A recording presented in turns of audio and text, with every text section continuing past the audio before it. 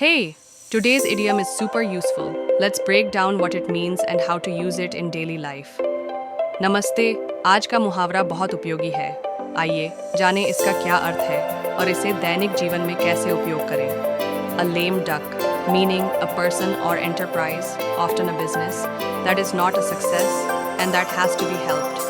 कोई व्यक्ति या उद्यम, अक्सर कोई व्यवसाय, जो सफल नहीं है और जिसकी मदद की जानी है।